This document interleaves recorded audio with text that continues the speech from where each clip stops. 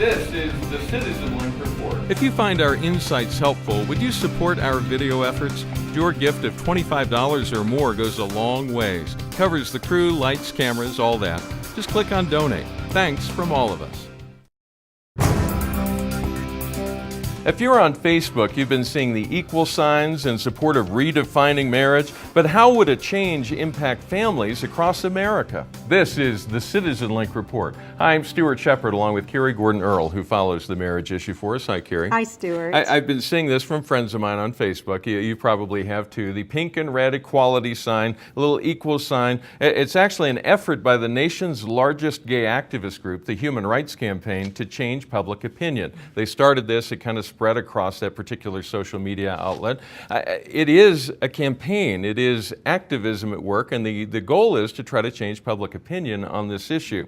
Now, I want to say I'm confident that many of the friends that I've seen post this equal sign up there, they're well-intentioned, they're well-meaning, they have heard that this is about fairness and equality, but I would hope that they would at least consider that in order to accomplish that goal, if the gay activist organizations around the country are successful, it also means inequality and a loss of freedom for a great many Americans.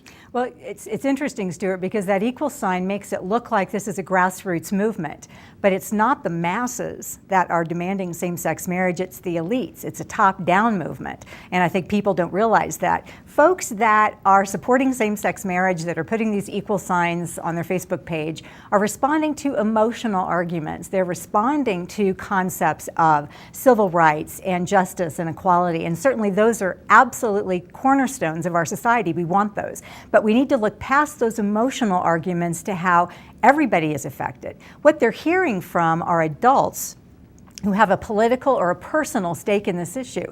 They're not hearing from the children who are being raised and will be raised in a home without a mother and father. They're not hearing from Christians who are being pulled into court because they're trying to live by their own religious beliefs and tenets. So redefining marriage is not a civil right.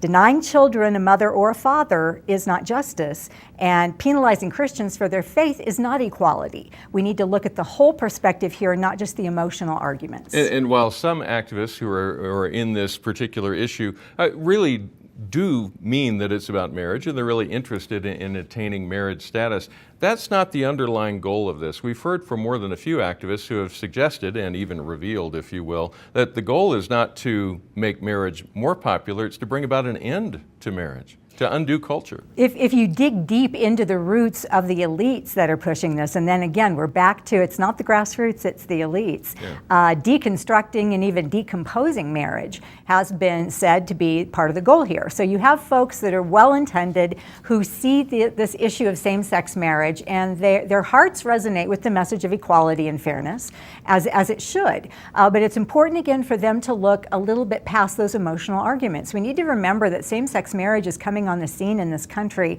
at a time that marriage is very fragile after years of widespread divorce, cohabitation, fatherlessness, and these are social experiments like same-sex marriage that have been very negative on children. Children have received the blunt, if you will, over the last 30 years of that. So it's important for folks to realize that same-sex unions mean children are going to be raised without their biological mother and father. It's an intentional act to deny children a mom or a dad. Now, that's not happening because of an unjust society. It's not happening because of inequality or unfairness. It's happening because two adults have decided to have a same-sex union, and they have decided to deny that child a mother or a father, and that's an important data point here.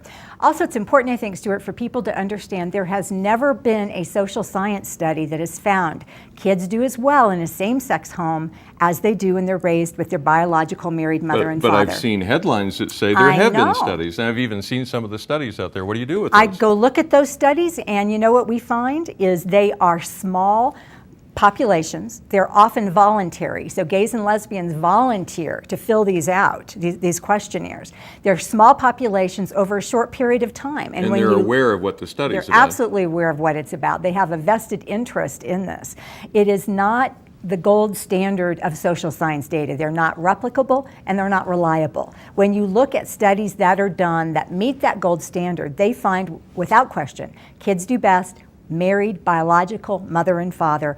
And so it's really important for people to understand that two dads don't equal a mom.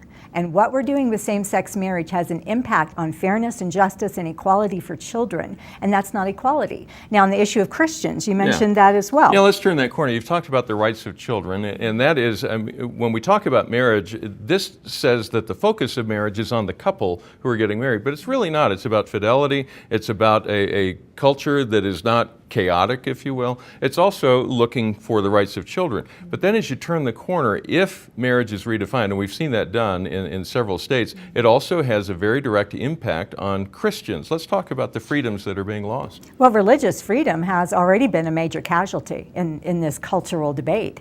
We have seen Christian organizations and parents and business owners who have been penalized, they've been pulled into court, they've been sued, and have losses, I mean, real tangible losses to their lives, because they want to stand in a place of their faith and what they believe. So we have adoption agencies that have closed, we have churches that have been penalized, florists, caterers, bakers, parents who are finding out that their religious freedom, their religious views, which are guaranteed by the First Amendment, are in conflict with the elevation of same-sex marriage, the elevation of homosexuality, and they're the ones that are at the losing end of this, and that's really not equality. And this is where it runs into a First Amendment issue. We often hear the administration talk in terms of the freedom of worship, which gives the impression that we're free to be on the inside of our churches, talking about whatever we want.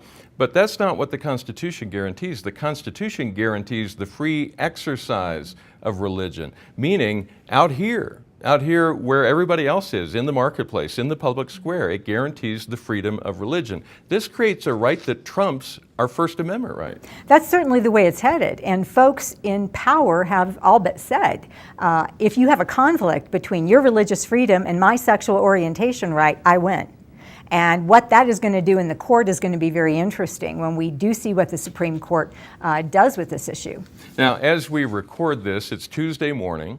We know you're watching it right now, whenever right now is, but we're stuck in real time here. It's Tuesday morning. The Supreme Court has yet to issue the two rulings, one on the Defense of Marriage Act and one on Proposition 8. Just so you know, if you're a regular viewer of this particular program, we will do a special edition of the CitizenLink report, just a quick wrap-up of that, to share with you some insights on the impact of the decisions, whichever way they go. The Supreme Court often surprises us with the nuances it throws into decisions. But for now, that's where we are. So we're waiting on the decision. What impact will this have? I mean, what happens next, whichever way this thing goes?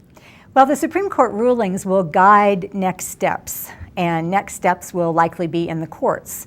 In the same way with the abortion issue, that hasn't been settled by probably nearly 20 abortion rulings since 1973. When you have a moral issue like sexuality, marriage, life, that's going to continue to be a struggle in the culture, almost regardless of what the courts say. So we are hopeful that we will have good rulings. We're hopeful, but even if, Stuart, both opinions go swimmingly in favor of one man, one woman marriage, gay activists who want to redefine marriage are going to keep bringing it to the courts. Right. So we will see what happens with these cases. But in the meantime, focus on the family, CitizenLink. We're going to continue doing what we do, and that is to strengthen marriage, to defend marriages. We're going to encourage people to get married and stay married. We're going to be there to counsel them if they hit a rough path. We're going to give them guidance. But most of all, we are going to live in a way, and we're going to encourage people to live in a way of God's design for sexuality, marriage, and family so that we can be a witness to the world. All right. Carrie, thanks for following this for us. We appreciate your insight. Thanks, Stuart. And thank you for watching. You may always write to us at mail@citizenlink.com. We appreciate your insights and your opinions. We encourage you to pray for the justices on the Supreme Court, both before and after this ruling. It's their wisdom and their judgment that will determine the course of our nation and our culture for many generations to come. And remember, stand tall and be heard.